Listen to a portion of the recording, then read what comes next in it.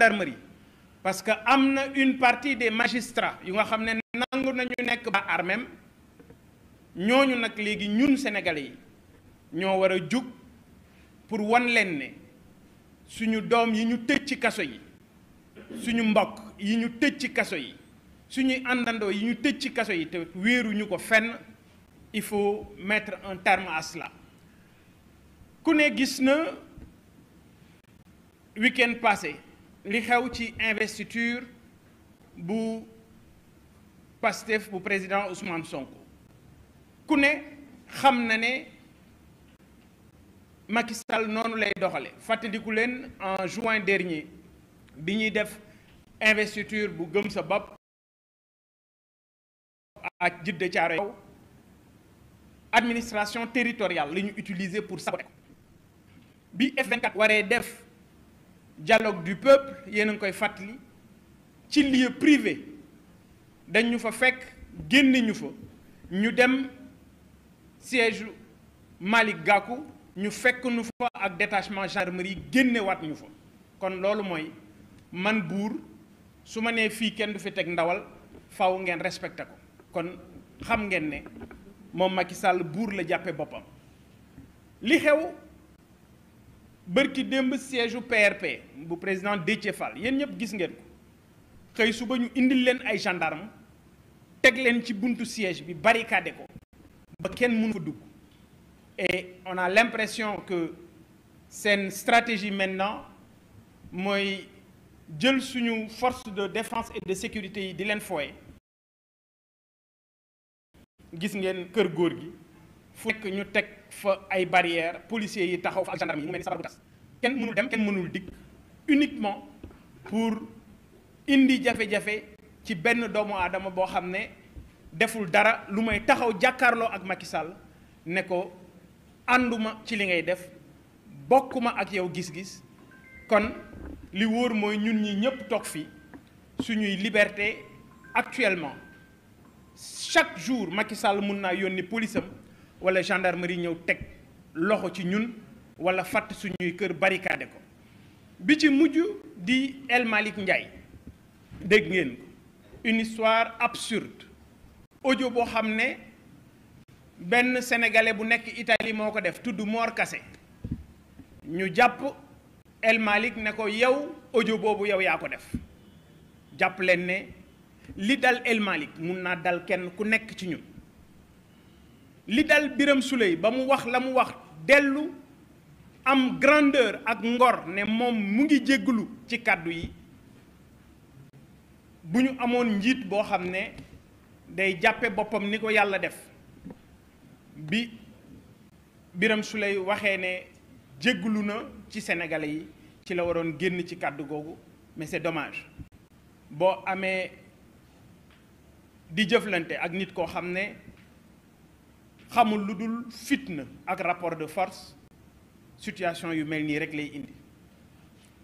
ñi ñu tëj ci prison yi wax nañu ci ñu ngi ci dellu di ci waxaat di interpeller la communauté internationale di interpeller kilifa diine yi pour que Macky Sall ñi mu jàpp ci kaso yi mu bàyyi leen ñu dellu ci seen kër bu ñu koy lim fii la ñuy des Bassirou Diomaye Fadilou Keïta professeur Cheikh Oumar Diagne Karim Xurum Xaq Pape Amadou Touré bari na bi ci mujj dégg ngeen démb ay responsable yu opposition au niveau de la commune de Koki également jàpp nañu leen woo leen ci gendarmerie téye leen fa sonal leen loolu it jàpp nañu ne c'est des choses yoo xam ne il faut qu'on y mette un terme et bi ci mujj Aliou Sané mi nga xam ne ñu ngi koy menacer dindi liberté provisoire am parce que tout simplement bëgg nañu faagaagal F24 mais ni ñu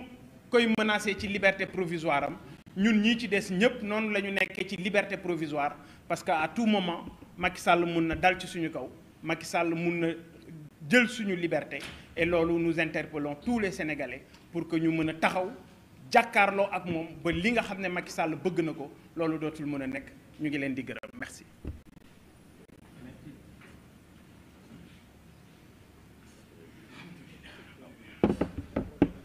salaamaaleykum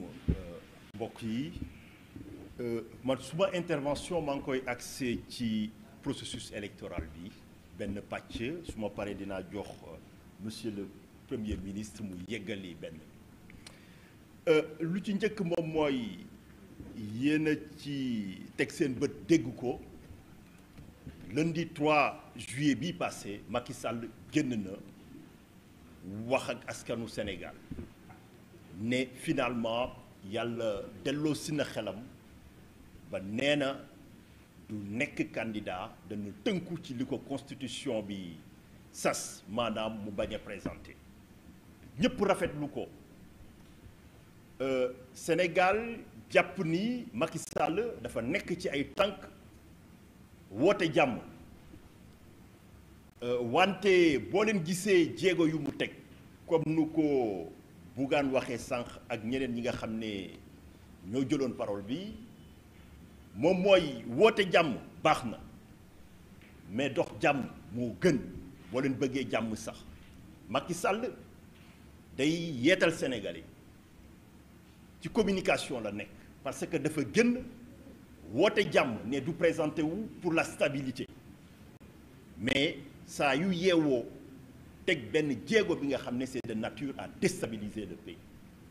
ma bëgg askan bi comprendre jeu bi nga xam ne mooy jeu wu Macky Sall parce que comment sinon ñu mën a comprendre tey nga ne da ngay woote jàmm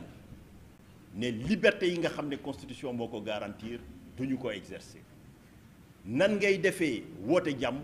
ne détenu politique yi yaa ngi continuer ba tey bëgg a décapiter mouvement bi nga xam ne mooy F24 Alioune mi ngi toog au moment muy wax ak yéen ñu ngi examiner effectivement kaam ci chambre d'accusation pour dellu si ci processus électoral bi jaay na askan bi benn réforme ne day dellu si ci mbirum parrainage bi day indi ay coppite yi nga xam ne day maintenir parrainage citoyen bi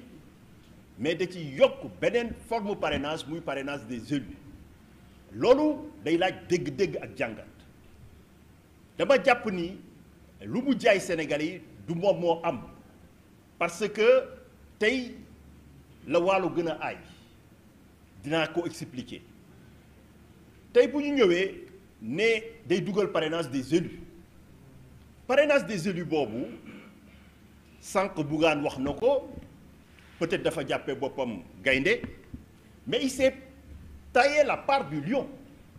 parce que boo ñëwee nga ne pour bokk ci élection yi boo amee parrainage u 13 députés baax na wala 120 représentants des exécutifs locaux mais daanaka moom am na groupe parlementaire maanaam coono bi nga xam ne dajoon na ko sax ci élection yi passé du leen ci fekk parce que c'est déjà assuré pour ñoom mais loolu ñu foogoon ne amélioration lay doon mu ne parrainage des élus mais élus yooyu ca même semaine ba nga xam ne ca la conclusion yi daanu ba ca tegu ñoom ñëpp ñu ndiiraan dem ci palais de la République ne Macky Sall yaa ñu doy jébbalu nañ ci yow la nga bëgg ko nga bañ ko ba mu mujj leen ne du mooyu wan leen ginnaaw ne demut ngay laaj buy samp est-ce que ñooñu tey raisonnablement am na benn démocrate bi nga xam ne mën na compter ci ñoom waxatuma membre F24 pour dem wuuti ay parrainage des élus donc amul benn pertinence maanaam la ñu dugal rocci nañ ko ci beneen loxo lu ñu dugal ci loxo càmmoñ rocci nañ ko ci loxo ndeyjoor ba pare nag ñoom ñu immuniser seen bopp parce que mbirum parrainage déjà pour yeneen candidat yi la muy parrainage citoyen boobu xam ngeen ko ëttu attekaay bi ci ñaar fukki fan ak juróom-ñeent ci weeru avril 2021 dafa daanil benn dogal ne Sénégal dafa xëtt yoon mu tànkaafu ko jox ko diirub juróom benn weer pour mu joyen ci loolu Macky Sall bañ ne du ko jëfe pourtant protocole u CEDEAO bi nga xam ne ca la ñu sukkandiku pour jox ko mandat mu xëtt souveraineté wu Gambie dem fa dàq Yaya Jammeh au nom de l'idéal démocratique ci boobu la juge ya nga xam ne ay juges yi nga xam ne kenn du ci sénégalais ñekkuñu sax ay tradition majoritairement anglophone francophone ca la ñu sukkandiku pour ne ko lii da nga ko war a dindi parce que mbirum parrainage bu ñu waxee libre participation nekkul ne dañuy ubbi rek ku nekk bokk ñëpp xam nañ ne loolu mënta am mais dañu ko ne booy tabbi ci dara examen wala concours wala lu mu mënti doon dafa war a am benn rationalité bu maîtrisable mais ñoom dañuy ñëw nee na déposer nga déposer ba ngay pare sax xamuñu ñoom nan lañ la war a nattee wala leerul d'une certaine manière ñu jàpp ni tey li fi nekkoon 2019 jógu fi tey ñun ñii ñëpp mën nga wër Sénégal wër ko 10 fois mais dara garanti wu la ne boo amee parrainage yi dina jàll d'autant plus que Bougane mii di wax tey il est témoin parce que mbir mi dal na ci kawam nan nga mën a gëmee kenn ki nga xam ne dem na élection locale mu am plus de 200 000 voix ñu ñëw ñu ne ko mënoo am 30 000 voix et que ci ña nga xam ne sax ñoo nekk ci fichier électoral boobu am na ña nga xam ne nekk nañ ay conseillers mais ñu ne leen yéen seen carte d'identité baaxul rejeté ko ñu def sommation Sénat ñu jàpp seen cel donc finalement loolu lenn rek la ñuy yóbbu mooy tey la taxawaayu F24 gën a am solo si moom mooy Macky Sall xam na ko nekkoon na ministre de l'intérieur yàgg na organiser ay élections xam na ne une élection ça se gagne techniquement avant de se gagner politiquement loolu tey gis nañu ko bu réforme bi jàllee yokk parrainage des élus moom mooy ku am groupe parlementaire yow sa candidature day dal di leer loolu ci njeexital bi solo si pour ñoom moom mooy bu ñu moytuwut nee na bokkut day dem mais dana fexe ba tegal ñu ñett wala ñeent yi nga xam ne koo ci tànn moom nga indiwaat loolu moo tax ñu war a taxaw exiger effectivement que parrainage bu mënta am ñu teg règle yu claires yi nga xam ne day am rationalité bu maîtrisable ñu wax aussi effectivement sénégalais yi fichier électoral bi ci nan la ñu toll fu may jeexalee moom mooy tey boo leen xoolee nee na aussi beneen réforme bi moom mooy dafa wàññi sëyu lu ñu doon laaj maanaam taux bi mu jóge 1% ñëw ci 8 bu njëkk gën caa bëri da nga waroon a am 1% wu fichier électoral bi gën caa yées nga am 0,8 mu ne wàññi na ko ñu ne ko ñaata nga ko wàññi mu ne léegi da ngay jógee gën caa bëri 8% gën caa yées 0,6 mais boo xoolee lu mu joxe ci loxo ndeyjoor daf ko rocciwaat ci loxo càmmoñ parce que nee nañ fichier électoral bi la mais tey fichier bi sax stabilisé gul xamaguñu ñaata la mais lu ci mënti am boo gisee ñu bees ña nga xam ne dugg nañ day daal di annuler day daal di niilal li nga xam ne moom mooy la ñu wàccee donc daanaka dañu jàpp ni tey la taxawaayu F24 ak mobilisation citoyenne bi war a gën a am solo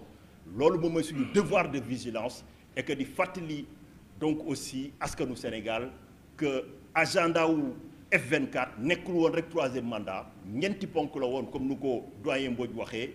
li ci tegu moom mooy ñu rétablir liberté yi libérer détenus politiques yi fexe ba am ay élections yi nga xam ne duñ ci beddi kenn mais également mu bañ a am benn xeetu galgal wala gàllankoor jërëjëf.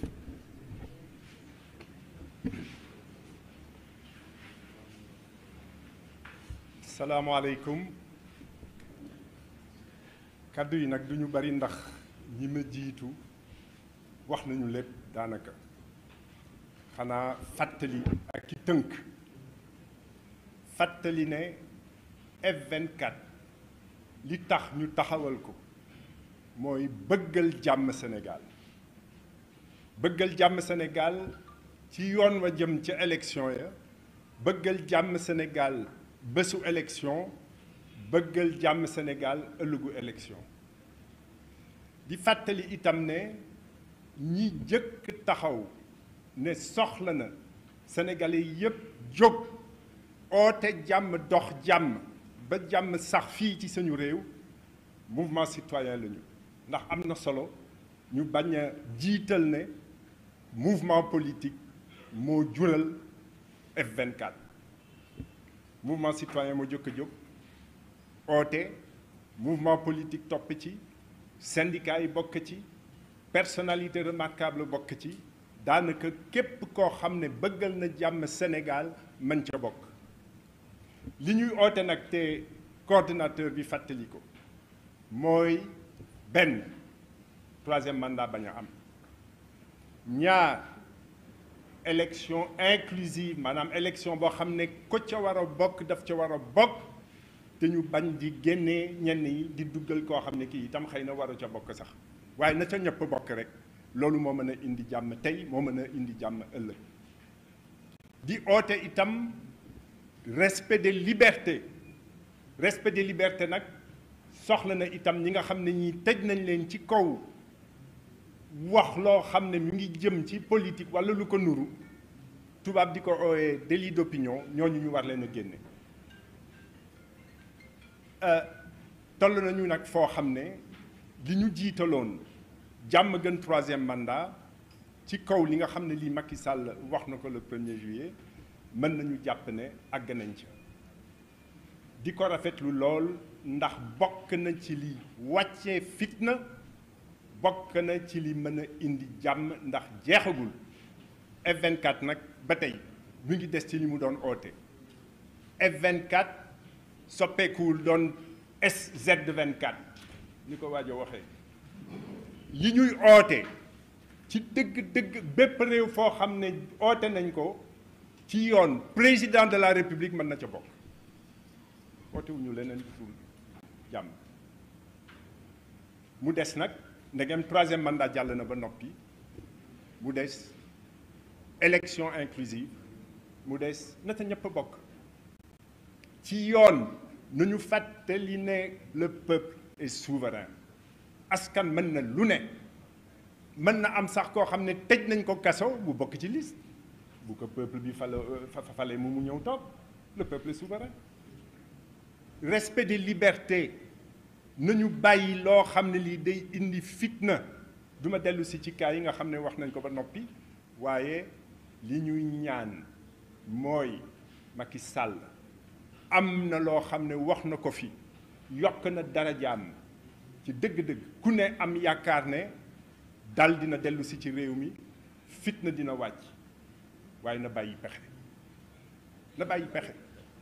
lii ñëw moomu ko askan wi moo ko moom na bàyyi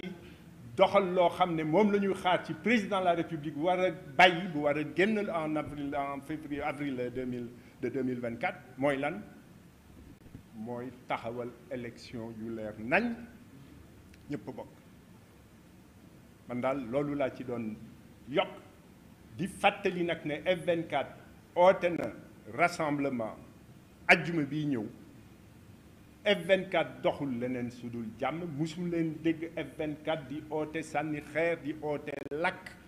di oote xeex ak force de défense et de la sécurité nañu bàyyi F24 mu taxawal ndax nag boo meree bëgg a dox mer bëgg a toog waxtaan waaye nañ la bàyyi ci loolu bu fekkee ne tere nañ la ko nag loolu mën na indi musiba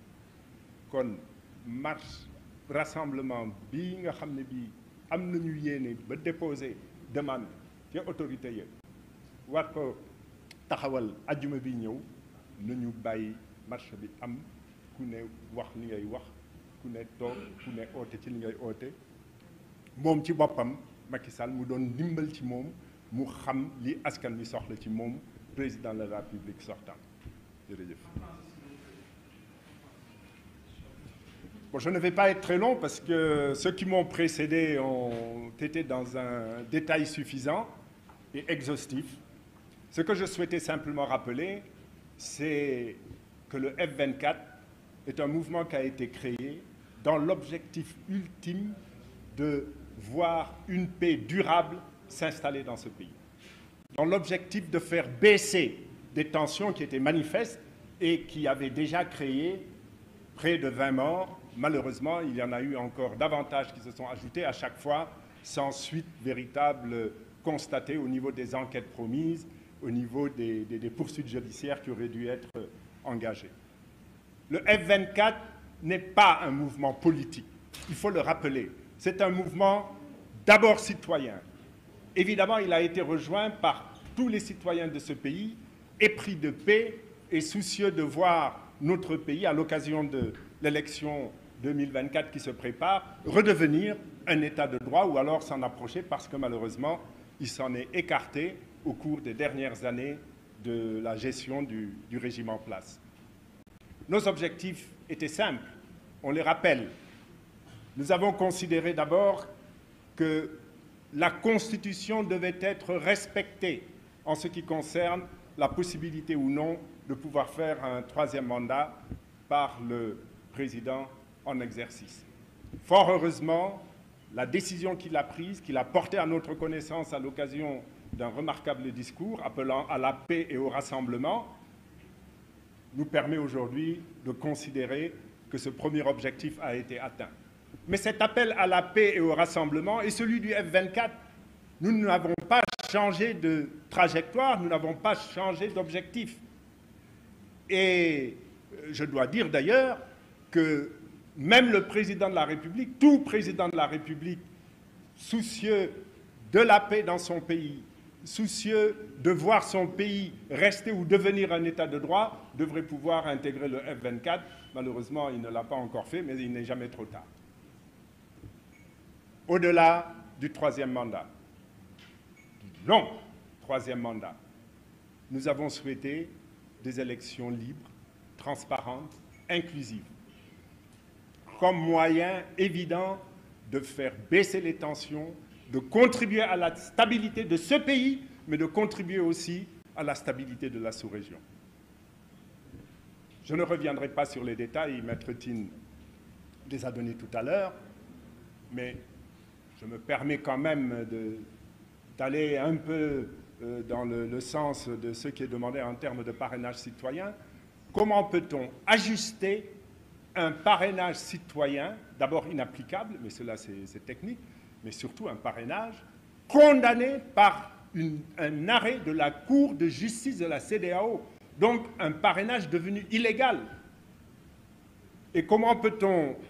considérer que le fait de l'abaisser de quelques milliers de centièmes peut permettre de résoudre le problème? À titre de comparaison, il faut savoir qu'une démocratie comme celle de la Turquie,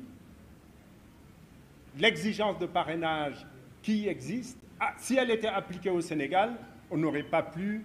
de 11 000 parrainages à parrainer. Donc on a créé là et on reste dans un système d'exclusion et d'élimination.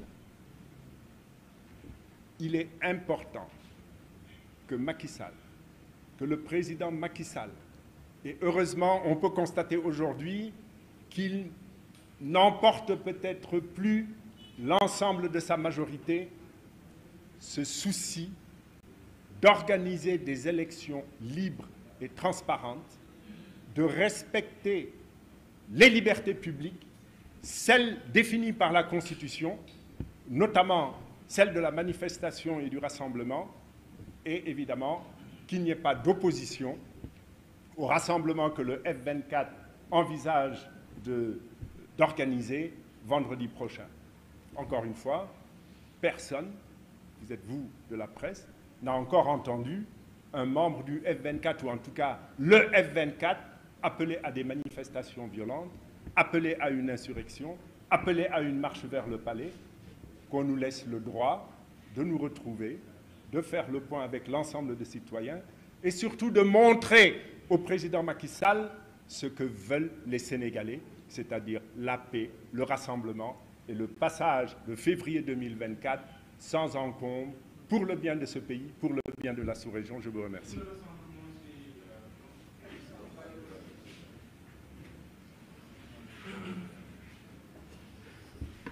jërëjëf mbokk yi maa ngi jaajëfal leader yi nga xamante ni jiitu nañ ma ci kàddu gi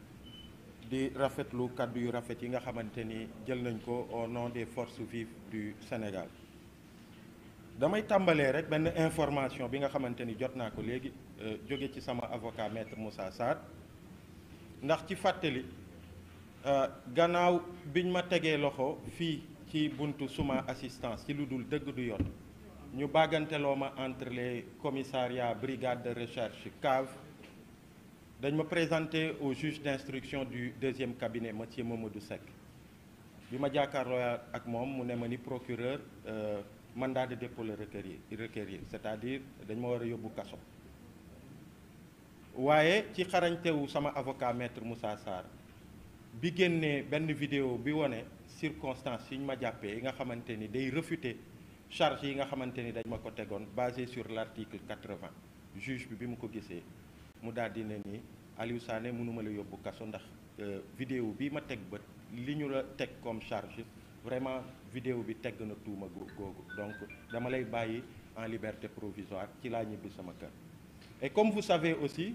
suite à ça ci ay fan ci ginnaaw benn dimanche la sax benn week-end d'ailleurs je sais pas pourquoi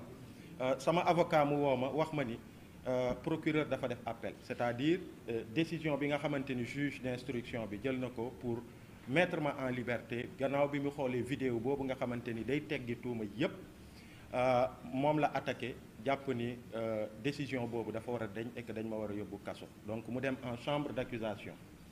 mardi passé la amoon première sama avocat demoon chambre d'accusation ñu renvoyé woon ko à aujourd'hui donc ñu ci bëri ñu ngi doon xaar liy xewee chambre d'accusation et léegi nii maa ngi jot maître Sarr ne ni pare na plaidoirie am et que chambre d'accusation dafa délibéré décision bi daf ko mettre en délibéré pour le 25 juillet prochain c'est-à-dire mardi prochain encore. Vous savez ce que ça veut dire, vous connaissez ces pratiques-là, mais du loolu moo ñuy xoqatal du loolu moo ñuy delloo ginnaaw ci suñu engagement pour le Sénégal suñu engagement pour suñu démocratie pour état de droit bi ñu xamee depuis 2011 bi ñu sosee Y'en a marre ñu nekk ci nguur gi tey ñu nekkoon ci suñuy wet pour des principes tey ñoom ñu nekk ci nguur gi di xoqatal ay citoyens man sama dossier mooy li gën a tuuti ndax dinañ ci ñëw li waral marche vendredi bii di ñëw ay dossiers yu gën a tar ay centaines de citoyens yi nga xamante ni c'est des prisonniers politiques des prisonniers d'opinion ñu ngi leen di tëj ci kaso yi ay leaders politiques yu ñuy xoqatal bi ci mujj rek mooy monsieur Déthié Fall gendarme yi ñëw assiégé siège am sans parler de monsieur Ousmane Sonko bi nga xamante ni aussi bokk na ci leaderu F24 yi boobu ba tey ñu ngi barricade këram ci lu teguwul ci dëgg teguwul ci yoon waaye au-delà de ça njàqare bi sénégalais yi am muy la classe politique la société civile les sénégalais dans leur globalité ci perspective yi ñu jëm par rapport aux élections yi ñëw donc loolu moom mooy waral marche bi nga xamante ni dinañ ko woote donc di wax ni rek effectivement F24 force vive du Sénégal gannaaw bi mu wootee le 12 mai fële ca place de la nation sénégalais yi ñëw wuyu ci en masse et on pense que en termes de rassemblement à la place de la nation ñun ñu ngi woon fii 2011 gis nañu place de la nation mu fees ak ay sénégalais contre la troisième candidature du président Abdoulaye Wade waaye li ñu gis keroog le 12 mai je pense que jéggi na dayoo jéggi na loolu yëpp et F24 li muy woote mooy nañu fexe ba vendredi bii ñu jëm vendredi 21 juillet 2023 bu 15 heures jotee que li ñu gisoon place de la nation le 12 mai 2023 que mu ëpp ko ba président Macky Sall mu xam ni jàkkaarloog peuple sénégalais ne ni du ma wut troisième candidature telle que la constitution le lui impose ak kàddoom imposé ko mu wax ko ñu bëri ñu rafetlu ko opinion internationale mu rafetlu ko ñenn ñi sax ci fii F24 sax saluer na décision boobu que loolu joxu ko le droit de torpiller le reste du processus en direction des élections loolu joxu ko droit muy bafouer les libertés publiques des Sénégalais ndax jàmm jooju mu woote ci discours am bi mu def le 3 juillet dernier bu dee dëgg la ci moom bu dee jàmm jooju mu wax dëgg la ci moom te am na ci yàqin daf ko war a dox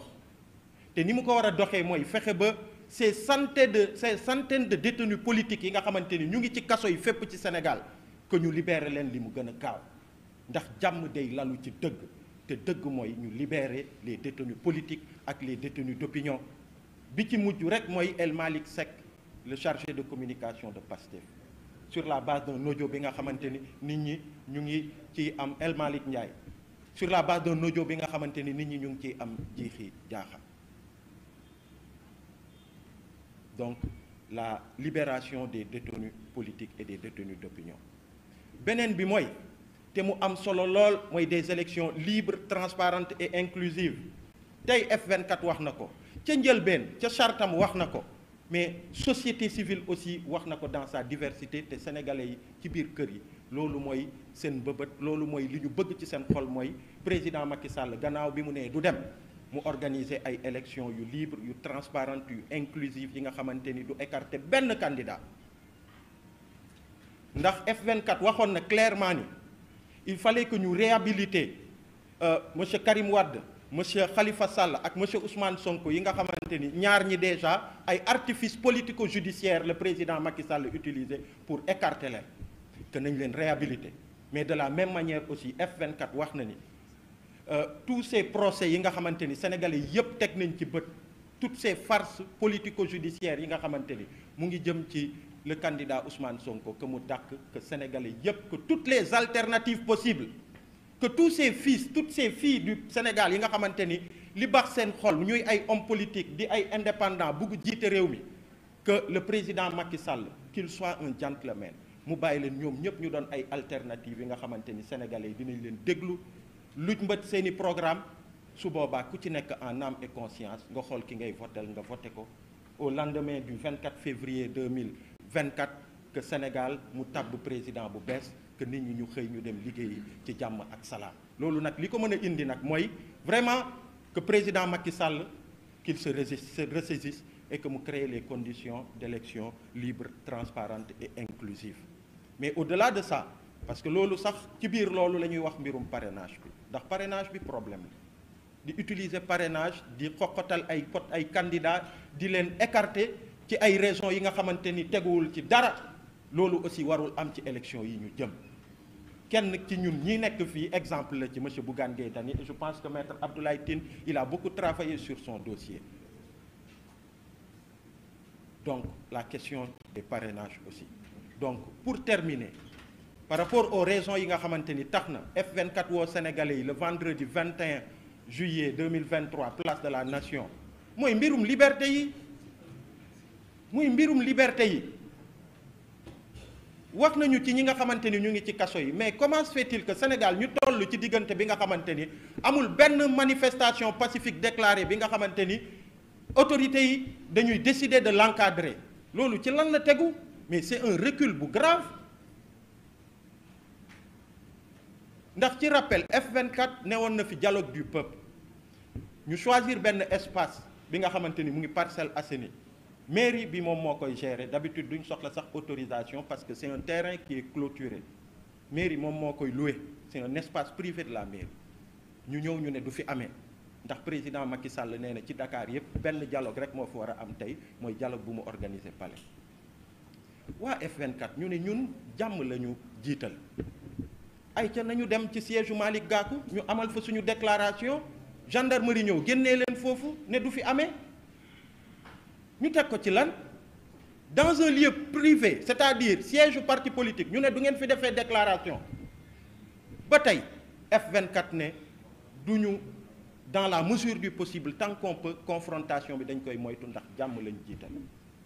ñu jóge ci loolu woote 2 rassemblements pacifiques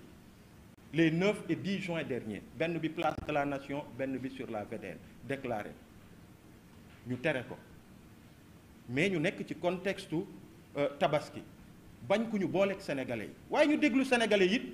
ndax bu ñu nee force vive du Sénégal sénégalais yi ñoo ñu tax a jóg ñu ne dañuy bàyyi manifestation yooyu dàqal leen ba jëmmi jamono tey nag ñu ngi woote pour un grand rassemblement pacifique le vendredi 21 juillet prochain à la place de la Nation di ci woowee di ci woo sénégalais yépp du ñu nangooti nag ñuy bafouer suñuy droit ndax la liberté de manifestation pacifique déclarée c'est un droit constitutionnel bi nga xamante ni président Macky Sall ak ñi mu àndal ils l'ont exercé à nos côtés du ñu bañ nag ñu ñuy xoqatal di ñu bañal encore une manifestation bi nga xamante ni elle a été déclarée dans les règles de l'art pour vendredi ñu ngi ciy woo sénégalais yépp di ci woo sénégalais yi bépp sénégalais bu bëgg jàmm bépp sénégalais bu bëgg jàmm ci réew mi jàmm ju lalu ci dëgg na ñëw uyu ci force vive du Sénégal le vendredi place de la Nation à partir de 15h le vendredi 21 à la place de la Nation pour la libération de tous les détenus politiques pour une élection libre, transparente et inclusive